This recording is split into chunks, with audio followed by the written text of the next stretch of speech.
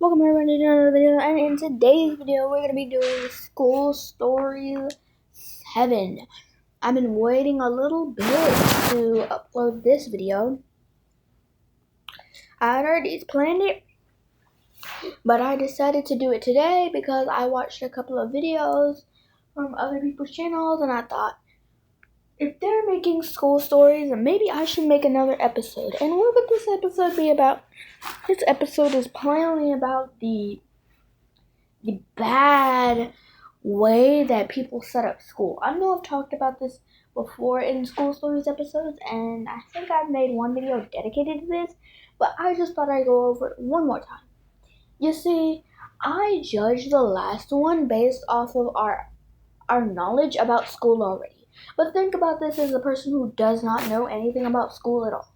Look at this from that perspective. So you go to this place for 8 hours each day away from your parents. Your parents aren't there to guide you, but from the moment you reach like second grade and up, they're mad at you if you get bad grades. But let's not jump so far into those grades, shall we? In the early grades, they start off teaching some good stuff, and it's fun, and it's interactive, and it's for like babies. So it's pretty cool.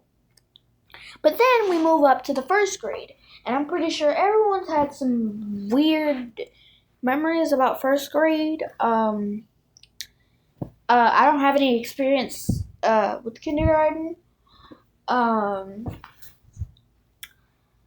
Not really, but first grade was kind of iffy. I mean, yeah, our teacher wasn't all that, but we didn't get to know her that much, even though we were around her the whole year. Don't know how that happened. But the classmates were cool. It was just the teacher that was awkward. And from first grade on, back to the perspective of everybody's first grade, is that you have assignments. You are teaching and you have assignments. And these assignments are about what you learned. And they are, I don't know, checking what you learned, but they give you like a percentage for how much you get right. Or they give you letters. A for awesome, B for like okay, C for like okay but a little worse, and D is like okay but a little worse, but like worse. And F is like basically you suck.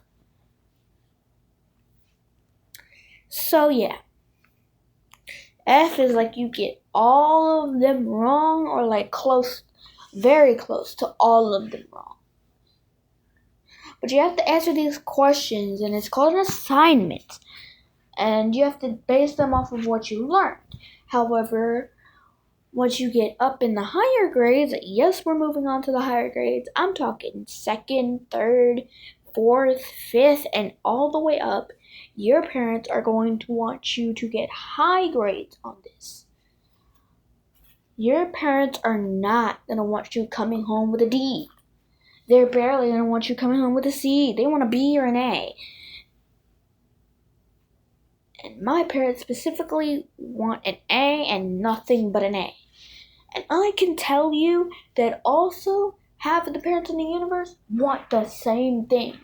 And when we look back, like we don't know what school is at all, it's kind of ridiculous. You know? Because you're sitting here for 8 hours a day. Most of the time you spend sitting in your desk. Once you get to the higher grades, you start moving around a little. But you spend most of your time sitting in the desk, listening to the teachers talk about or tell you stuff to learn. And once you get up in the higher grades, you don't want to learn. Because once you get to high school, there is no le recess anymore. Once you get to middle school, there is no recess anymore. So you don't have a time to run around and do whatever you want. Because if you start running around the halls in high school, once you get your break in between classes, they're gonna call you crazy. They're gonna call you insane. And some of the teachers and principal are probably gonna get mad at you. Don't run around the hallways because you don't have a chance to run out and do whatever anymore. Because most likely, by the time you get up in that age, your parents understand that you did not spend all your time at school to continue studying at home. You see, me and my best friend back in 5th grade, we have to work on stuff, and we would also have these projects we were doing in school. We would use Canva and Google Docs to create amazing projects like games, stories, and yeah, it was so cool. But I asked one of my best friend to check that for me, to check and edit and print that out for me. She said she was gonna do it on the weekends. This obviously meant she couldn't do it now, which what I draw to the conclusion it was she was doing something now. And since she was a little angel, and the teacher's a little angel, and she barely got in trouble, I took that to mean she was studying those days, which is exactly what I was doing. I didn't like it, but I mean, you gotta go with the program, right? But, I don't think this is very well executed. I don't think the parents who do this think enough about this. Because you end up studying more time than you want. That did not come out right. But what I'm trying to say is you end up studying like heck, and you don't even have a choice. It sucks. And then on these tests that make a big percent of your whole percent, that does not make sense for anybody who's not already heard that. So you get this big percent out of all the assignments and tests you do, and there's this big percent that this all adds up to, and this is your main grade. Now your tests take up a bigger spot or matter more or come out more in your main grade than all the other assignments you will do. And trust me, tests will suck. Tests, you will not always know the answer, and on most specific tests, you will not be able to get help. On most assignments, however, you will be able to get help and ask if you ask for it. Although when you get up to the higher grades, they're not going to give you help on those assignments. They're going to shove the book in your face and tell you to reread everything, chapters 1 through 29. And me personally, I don't really like this. You know what I'm saying? You force me in this classroom and give me books and give me a teacher that is rude, because we've all had those experiences, and give me 5 million teachers that are rude, and then give me 2 that are nice. That's insane. But also, you don't even base the teachers whether they work with kids or not. Because these kids are more sensitive than the adults you find working at these high-tech jobs. They learn how to suck it up and deal with it. However, these children are the most delicate and sensitive people you're going to deal with in your life, especially babies. But yeah, this whole children group, yeah. Yup. You're gonna have to deal with these kids like they're kids, and they're not grown-ups, and they know how to suck it up.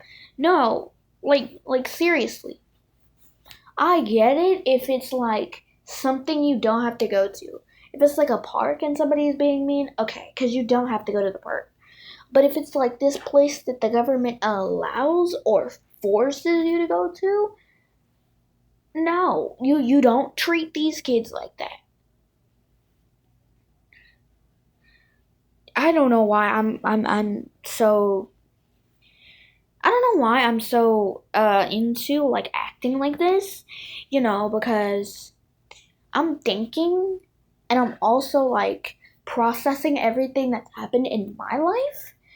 So like I'm thinking, how when you go to school, you go there to learn. But you also can't learn if you're boring yourself to death. I mean, you're not going to sit up there and listen to every word the teacher says when you haven't played a game in about 3 years. Or like 3 months or a month. If I haven't played a game in a month, if I haven't had fun in a month, you best believe that I'm not listening to a word you say. I don't care what the educational system says. I'm not listening to you, okay?